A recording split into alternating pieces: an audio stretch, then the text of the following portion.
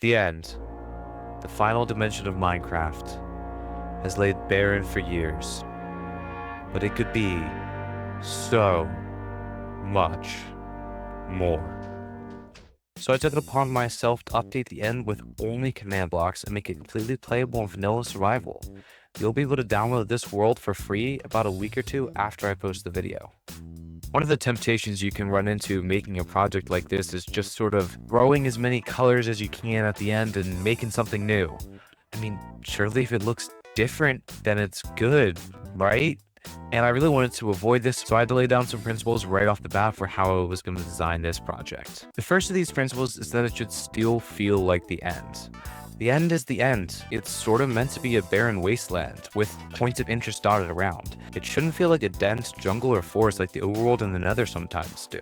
Next up, all of these biomes should fit with the lore. Now, I know what you're gonna say, but there isn't lore in Minecraft, and you're half right. There is some sort of quasi-lore in terms of what fits where, how did the end come about. Look up MatPat, I'm not here to game theorize for you. But in my head, I do think there needs to be some guiding vision, or else these biomes are going to look really disunified and out of place. In my head, what's happening in the ends is this sort of dimension that exists between dimensions. I mean, the only two mobs that spawn here naturally, other than the dragon, are both capable of teleportation. So it doesn't seem all that out of place that there's something going on in between dimensions here. So when I'm designing all of these biomes, my thought is, this is something from another dimension that has somehow collided with the end and has now grown as a part of it, or has collided with it and is in friction with it. You'll see that more as we get to the individual biomes, but that's what I mean when I say it fits with the lore. Next up, every biome has to be visually distinct. I don't think there's too much more to say on that one. Each biome also needs to have a unique gameplay mechanic, whether it be gravitational anomalies, bouncing lasers, or even storms that spawn portals that spawn meteors that rain on you. Each biome needs to feel different in the way you play it, not just in the way it looks. And finally, each biome needs to be worth visiting. And what I mean by that is each biome should have unique and useful loot for an endgame player. But now, let's get into the biomes themselves. The first biome is Gravity's Ends. This biome features one large gravity oak surrounded by a whole bunch of gravitational anomalies, such as mobs that are gonna lift you up when they attack, floating blocks, and various other things. We don't exactly know how it got here, but some suspect that these gravity oaks might actually be producing the gravity that allows the entire end to float. The unique mechanic of this biome is, of course, the gravitational anomalies, and it is worth visiting because, well, there's a useful item that you're going to get here that interacts with the special mechanics that we have. First of all, the two mobs that we're going to see are the Gravity Phantom and the Gravity Shulker. These two mobs are both going to lift you up in the air when they attack you or when they get near you. And they're going to produce a useful but also somewhat unique challenge, because you're really, especially with the shulkers, going to have to take them out at range, as getting close to them is going to be quite difficult. Now, to balance their unique and special attacks, they do have less health than their normal variants. On top of that, the main reason you're going to want to come here is because when you dig down to the root of the tree, you're going to find the gravity staff. Now, I already made a full tutorial on the gravity staff, but in short, this allows you to pick up blocks, causing them to orbit you. Then, you can follow up by sneaking to shoot all the blocks wherever you're looking, doing a small explosive damage attack. It's a quite powerful and fun weapon, and one of the cool things about it related to this biome in particular is not only does it naturally generate floating blocks that are going to orbit you, but the naturally generating floating blocks from the biome are also going to start orbiting you, meaning that you actually have greater attack potential when you're in this biome. But all that talk about gravity is starting to weigh me down. Let's start talking about the next biome, the Crystal Fields. This biome is unique because it has a whole bunch of large crystals that are going to spawn all over the place, and its unique mob, the Crystal Vex, actually has a special attack, which is a laser that can ricochet off of blocks and bounce around. Before we get too far into that, I do need to briefly discuss the primary, most important command that I don't use that often, that is absolutely essential to this project, and that is the spread players command. This command will take any entity and basically give it a random position within a predetermined radius. You can see how it could be useful for some stuff, but it is so essential for this, and it's really easy to show it in this biome. The way the actual generation works is, you see that big crystal at the center? That is when we actually spawn in the biome. That's the very center of the biome. Now, once that's spawned in, we're using a whole bunch of stuff to basically spawn in armor stands, teleport them to random locations, and then generate the next set of crystal and structure at that armor stand. On top of that, when we're actually spawning in these custom mobs, and this includes the last biome, not just this one, we're using spread players to basically spread them out across the entire biome, so it really starts to feel full. Now, that's a mechanic that I'm going to be using for all of the biomes, but it is just much easier to show it in this one. So let's get back to what the Crystal Fields really has to offer. So the Crystal Fields' main draw is actually going to be the enemy, because that is how you're going to get the main piece of loot. These Vex will occasionally shoot out lasers randomly as they're just flying around, but they will shoot them more often and more aggressively whenever a player is within a couple blocks of them. Now, the way that you actually get the special loot for this area is to basically interact with the ricocheting mechanic. What you need to do is have a Vex get hit by a laser. This will kill the Vex instantly and drop a laser pointer. This is the main reason you're going to come here. The laser pointer acts as a pretty strong offensive weapon with not really any downsides other than the risk of bouncing back into yourself and hurting yourself. However, if you're especially in like an enclosed space like a trial chamber, this weapon can be devastating. I also do have a separate tutorial for this on my channel, so I won't get too much more into it, but there is something else about this laser pointer that's going to be really important for the next biome that we're going to get into. If you're able to get your hands on 9 of these things, you're going to be able to stand on top of a dropper and use a custom crafting recipe to get a spawn egg for a crystal turret. Now, the crystal turret can't fire as fast as the laser pointer, but it's going to be able to automatically target monsters and kill them. In fact, this can be really good for setting up a farm if you want to get a whole ton of these crystals, is you can actually use the laser from this turret to kill the Vex and get them to drop their own laser pointer. But that's all there is for this biome. Time to laser in your focus, because this next biome is by far the most complicated, but also by far my favorite. As I talked about before, there's always a little bit of lore going into these biomes, and I think, although it's not explicit, I'm not hiding little books around the shipwreck because that's just kind of lame. You can sort of start to piece together what happened. Especially when you consider what you kind of see in the air, the loot that you get from this, and how everything sort of worked. It seems that some steampunky ship, I guess, was messing around with portal technology. And since the end is sort of the dimension between dimensions, they seem to have accidentally teleported themselves into the end and crashed, and it seems like the crew died off. But some of their handy helpers, the crafting golems, as you'll see wandering around, managed to survive and are just sort of wandering around the shipwreck, not really sure what to do. Of course, in the middle of the shipwreck, we have what I'm calling the portal storm. This big, almost rainbowy tornado that's coming up from this chest area in the middle, which seems important. We'll get to that in a second. But also, portals are spawning all throughout the sky, dropping down meteors from above. And this is where that laser turret that you saw last time is going to be really, really helpful, because you can actually shoot down these meteors, and in fact, you're going to need to if you want to get the portal gun. Basically, the shipwreck is in 4 major parts with little scraps all over the place. But in each of the 4 major parts, you're going to find a copper chest that's being blocked off.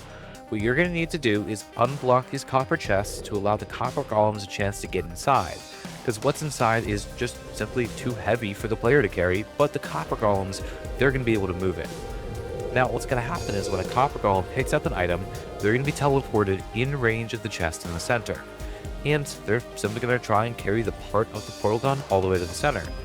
If they can make it alive and you can get all 4 pieces, you're going to be able to craft a portal gun.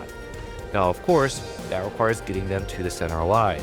They can be killed by meteors and drop their items, so you're going to need to defend it by shooting down the meteors.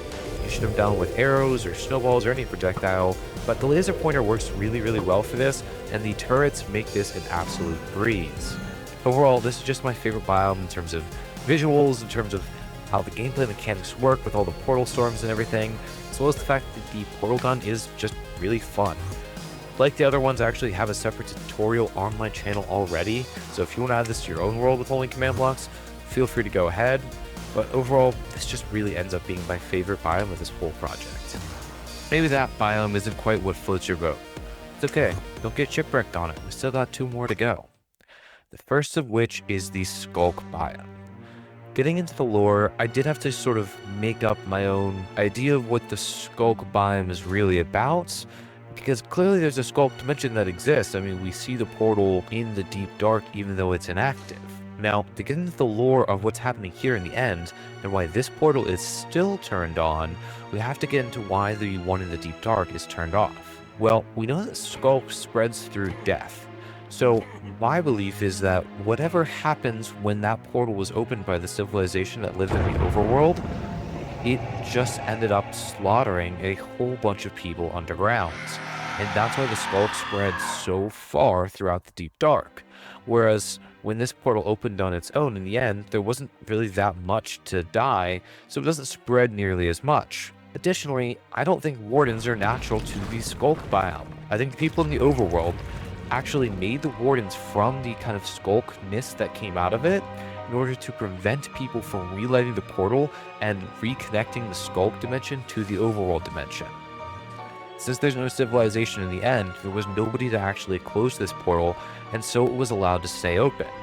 Which means that there's no wardens in this Skullk dimension, but there is something new that's going to be really important.